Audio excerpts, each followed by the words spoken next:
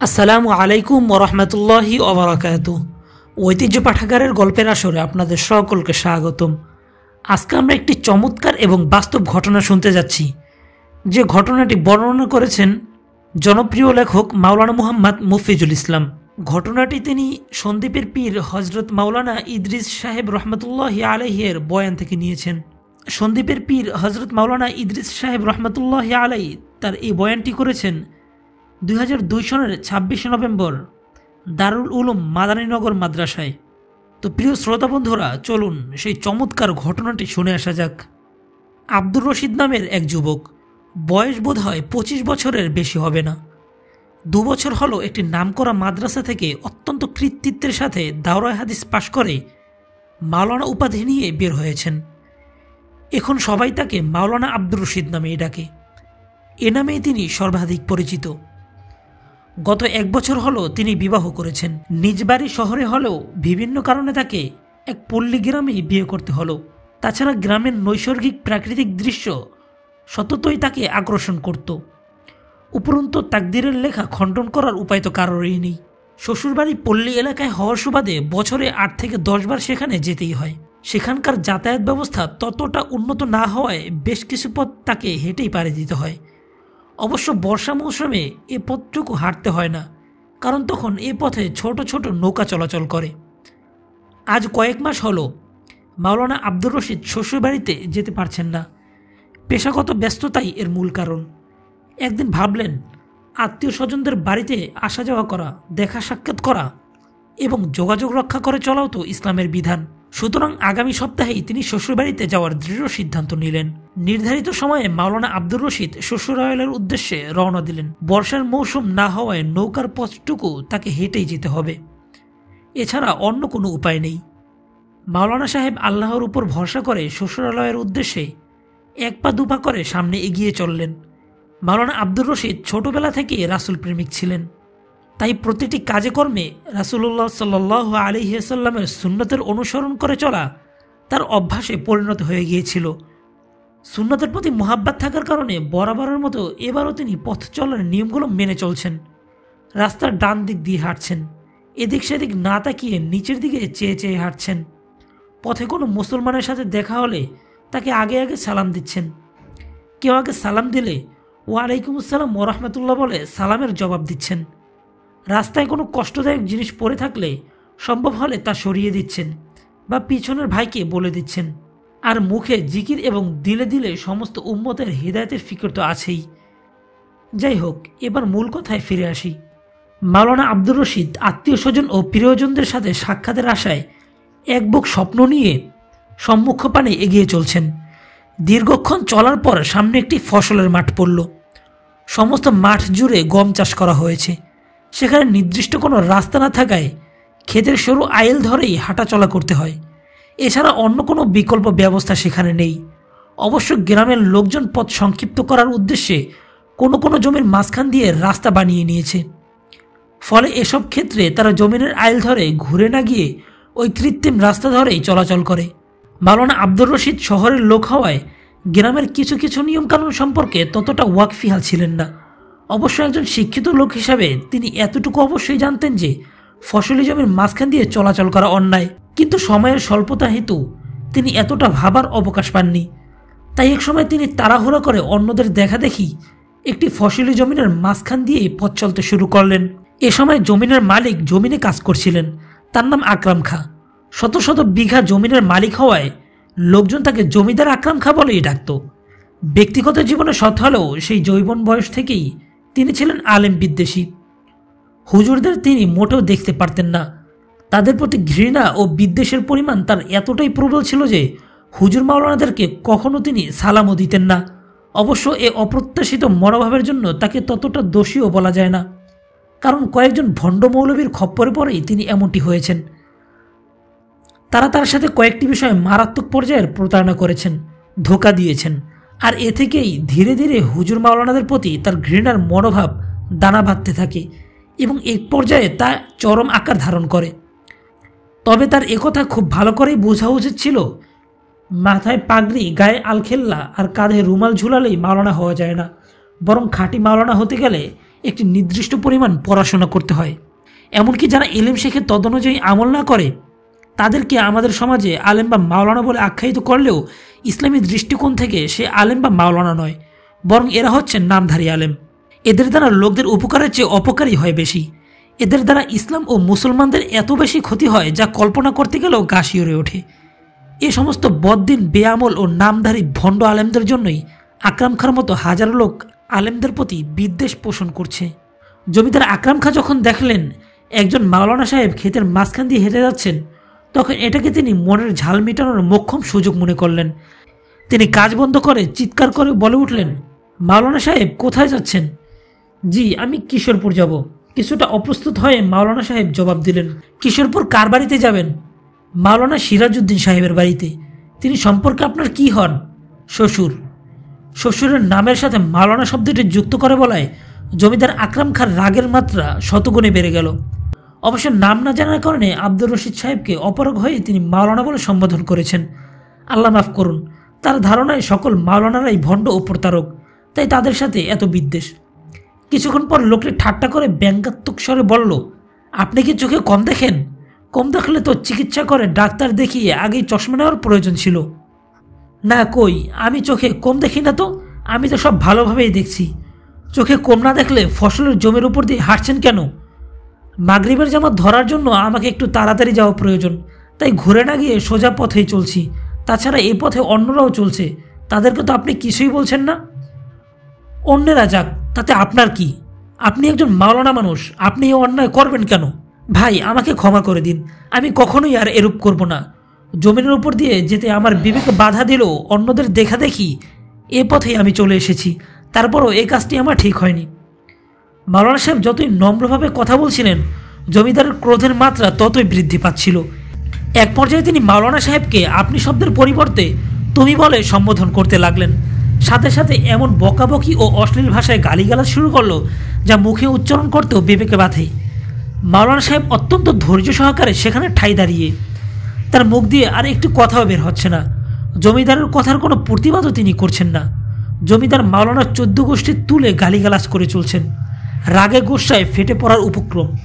ভাবখানা এমন যেন সুযোগ পেলে মাওলানা সাহেবকে চিবিয়ে খেয়ে ফেলবে। সামান্য কারণে জমিদারের অবস্থায় এতটাই শোচনীয় আকার ধারণ করেছে যে প্রয়োজনে তিনি মাওলানার গায়ে হাত উঠাতেও কুণ্ঠিত হবেন না।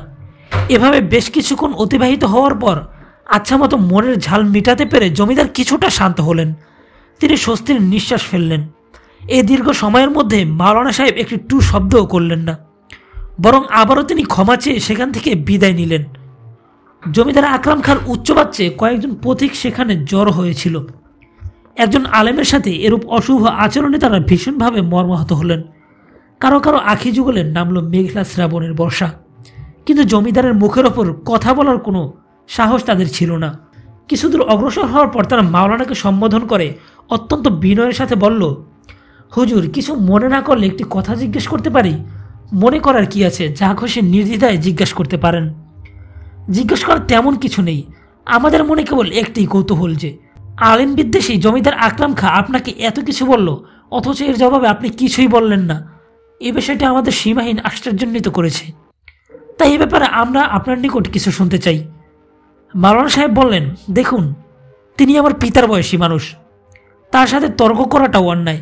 তিনি যতক্ষণ স্বাভাবিক ছিলেন ততক্ষণ তো আমি তার সাথে কথা বলেছি, বিভিন্ন প্রশ্নের জবাব দিয়েছি, কিন্তু তিনি যখন আমার সাথে অসদাচরণ শুরু করলেন, অশ্লীল ভাষায় গালিগালাজ শুরু করেছেন, তখন পবিত্র কোরআনের একখানা আয়াত আমার স্মৃতির পাতায় ভেসে উঠেছে, খারাপকে উত্তম দ্বারা দুরহিত করো। অর্থাৎ কেউ তোমার সাথে খারাপ ব্যবহার করলে তুমি তার সাথে খারাপ ব্যবহার করিও না, বরং উল্টো তার সাথে ভালো ব্যবহার করো, তাহলে একসময় তোমার প্রাণঘাতী শত্রু অন্তরঙ্গ বন্ধুতে পরিণত হবে। সূরা হামিম সাজদা 34 নং আয়াত। এই আয়াতখানা আমাকে শুধু চুপ থাকতেই বাধ্য করেনি, বরং সুযোগ পেলে সদাচরণের মাধ্যমে এর বদলা দিতেও উদ্বুদ্ধ করেছে। তাই আমি প্রতিজ্ঞা করেছি যে যদি মৃত্যুর পূর্বে কোনোদিন জমিদার সাহেবের সাথে আমার সাক্ষাৎ হয়, তাহলে তার সাথে আমি এমন উত্তম ব্যবহার করব যদ্বারা একদিকে আলেমদের প্রতি তার সুধারণা সৃষ্টি হবে এবং অন্যদিকে আয়াতের উপরও আমার আমল হয়ে যাবে। এ কথা শুনে তারা বলল, যদি এ দৃষ্টিকোণ থেকে এরূপ করে থাকেন তাহলে আপনি সঠিক কাজটি করেছেন। আমরা চাই আপনার উসিলায় জমিদার আকরাম খাঁর আলেম বিদ্বেষী মনোভাব দূরীভূত হোক। তিনি বুঝতে শিখুক প্রকৃত আলেমগণ কখনোই জেনে শুনে অন্যকে ধোঁকা দেয় না। এ কথা বলে তারা যার যার পথে চলে গেল। কয়েকদিন পরের ঘটনা, মাওলানা আব্দুর রশিদ তাদের নিজস্ব কাপড়ের দোকানে বসা। এমন সময় বাইরে প্রবল ঝড় বৃষ্টি শুরু হলে লোকজন দৌড়ে এসে দোকানে প্রবেশ করলো। তাদের মধ্যে জমিদার আকরাম খাও ছিল। আকরাম খাঁ মাওলানা সাহেবকে চিনতে না পারলেও মাওলানা কিন্তু তাকে ঠিকই চিনে ফেলেছেন। জমিদারকে দেখে মাওলানা আব্দুর রশিদ অত্যন্ত খুশি হলেন এবং এটাকে তিনি আয়াতের উপর আমল করার একটি মোক্ষম সুযোগ মনে করলেন। প্রথমে তিনি লোকদের ভিড় ঠেলে জমিদার সাহেবের নিকট পৌঁছলেন এবং অত্যন্ত বিনয়ের সাথে হাত ধরে তাকে নিজের কাছে এনে বসালেন। তারপর কুশল বিনিময়ের পর্ব শেষ করে উভয়ে বিভিন্ন প্রকার আলাপচারিতায় মগ্ন হলেন। এতগুলো মানুষ থেকে জমিদার সাহেবকে সসম্মানে নিজের কাছে নিয়ে বসানো এবং সুমধুর হৃদ্যতাপূর্ণ কথাবার্তায় উপস্থিত সকলেই বুঝল যে উভয়ের মাঝে বহু পূর্ব থেকে অন্তরঙ্গ সম্পর্ক বিদ্যমান। এবং এদিকে জমিদার আকরাম খাঁ বুঝে উঠতে পারছিলেন না যে কেন তার সাথে এমন সম্মানজনক ব্যবহার করা হচ্ছে। কথার ফাঁকে ফাঁকে তিনি এ কথাটি বারবার চিন্তা করছিলেন। কিছুক্ষণ পর ঝড় বৃষ্টি থামলে মাওলানা সাহেব মিষ্টি, দধি, আপেল, কলা ও চা বিস্কুট দিয়ে খুব উত্তম রূপে জমিদার সাহেবকে আপ্যায়ন করলেন। তারপর বাসায় বলে খবর পাঠালেন যে আজ দুপুরে আমাদের বাসায় একজন সম্মানিত মেহমান খানা খাবেন, সুতরাং তার আগমন উপলক্ষে খাবারের যত উত্তম আইটেম আছে সবই যেন সম্মানিত মেহমানের জন্য রান্না করা হয়। জমিদার সাহেব নাস্তা শেষে বিদায় নিতে চাইলে মাওলানা বললেন, অসম্ভব, এই কিছুতেই হতে পারে না। আজকে আমাদের বাড়িতে বেরাবেন, বেশি প্রয়োজন হলে আগামীকাল না হয় বাড়ি যাবেন। জমিদার সাহেব বললেন, এ কি বলছেন মাওলানা সাহেব? ক্ষণিকের পরিচয়ে আপনি আমার সাথে যে হৃদ্যতাপূর্ণ ব্যবহার করেছেন এতে আমি সীমাহীন খুশি হয়েছি। বাড়িতে যাওয়ার কি প্রয়োজন? সত্যি কথা বলতে কি, মাওলানারা যে এত উদার ও প্রশস্ত হৃদয়ের অধিকারী হয় তা আগে আমার জানা ছিল না। আমি এতদিন ভুলের মধ্যে ছিলাম। আপনার সান্নিধ্যে কিছুক্ষণ কাটাতে পেরে আমার সেই ভুল ভেঙে গেছে। মাওলানা বললেন, অনুগ্রহ করে আমার মেহমানদারি কবুল করুন। জমিদার আকরাম খাঁ মাওলানা সাহেবের বাসায় যেতে বারবার অস্বীকৃতি জানালেও শেষ পর্যন্ত মাওলানার আন্তরিক আবদার প্রত্যাখ্যান করতে পারলেন না। কিছুক্ষণ পর মাওলানাদের বাসায় গিয়ে দেখলেন যে এক ইলাহি কাণ্ড। পোলাও কোরমা, মুরগির রোস্ট, খাসির গোস্ত, মিষ্টি, দধি ও বিভিন্ন ফলফলাদির ব্যবস্থা করা হয়েছে। এত আয়োজন দেখে জমিদার জিজ্ঞেস করলেন, আপনাদের বাড়িতে আজকে কোনো বিশেষ অনুষ্ঠান আছে কি? না, বিশেষ কোনো অনুষ্ঠান নেই, মাওলানা নিচু স্বরে জবাব দিলেন। তাহলে এত আয়োজন কেন? এত আয়োজন কোথায়? সামান্য যা কিছু দেখছেন এ আপনার জন্যই। খাওয়া দাওয়ার পর্ব শেষ হওয়ার পর জমিদার সাহেবকে একটি সুসজ্জিত রুমে নিয়ে যাওয়া হলো। রুমে প্রবেশের পর এসি অন করে দিয়ে মাওলানা আব্দুর রশিদ জমিদার সাহেবকে বললেন, জনাব, আপনি এখানে বিশ্রাম করুন, আমি একটু বাইরে থেকে আসি। জমিদার সাহেব বললেন, বাইরে বিশেষ কোনো কাজ না থাকলে চলুন, আরও কিছুক্ষণ আলাপ আলোচনা করি, আমার এখন বিশ্রামের প্রয়োজন নেই। মাওলানা সাহেব বললেন, ঠিক আছে, তাই হোক। অতঃপর উভয়ের মধ্যে আবারও অন্তরঙ্গ আলোচনা শুরু হলো। দীর্ঘক্ষণ আলাপ আলোচনার পর একসময় মাওলানা সাহেব লক্ষ্য করলেন জমিদার আকরাম খাঁ তার দিকে গভীর মনোযোগ সহকারে তাকিয়ে আছেন। এভাবে আরও কিছুক্ষণ অতিবাহিত হওয়ার পর একসময় জমিদার সাহেব বললেন, মাওলানা সাহেব, আমার তো মনে হয় কোথাও যেন আপনাকে দেখেছি। আমার অনুমান মিথ্যে না হলে আমি জোর দিয়ে বলবো যে সত্যিই পূর্বে কোনোদিন আপনার সাথে আমার সাক্ষাৎ হয়েছে। মাওলানা সাহেব বললেন, হয়তো হতেও পারে, চলার পথে কত অপরিচিত মানুষের সাথেই তো আমাদের দেখা হয়। জমিদার এবার চক্ষু বন্ধ করে কিছুক্ষণ চিন্তা করার পর হঠাৎ বলে উঠলেন, হ্যাঁ হ্যাঁ, আমার মনে পড়েছে, কখন আপনাকে দেখেছি। আমার প্রবল ধারণা যে আপনি হলেন সেই মাওলানা যাকে আমি সামান্য কারণে দীর্ঘক্ষণ পর্যন্ত অশ্লীল ভাষায় বকাবকি করছিলাম, দুঃখ কষ্ট দিয়ে অন্তর ব্যথিত করে তুলছিলাম। আমার এই অসৌজন্যমূলক আচরণের বদলা কি আপনি এত সুন্দর ও উত্তম রূপে দিতে পারলেন? মাওলানা আব্দুর রশিদ জবাবে কেবল এতটুকুই বললেন, হ্যাঁ, ইসলাম তো আমাদের এরূপ করতেই নির্দেশ দেয়। জমিদার বললেন, আপনার এই মধুর ব্যবহার সত্যিই আমাকে বিমোহিত করেছে। আজ থেকে প্রতিজ্ঞা করলাম আর কোনোদিন আলেমুলামাদের প্রতি খারাপ ধারণা পোষণ করব না। আপনাকে কেন্দ্র করে সমস্ত হক্কানি আলেমদের প্রতি ভক্তি, শ্রদ্ধা ও ভালোবাসাকে আমার হৃদয়ের গভীরে স্থান দিলাম।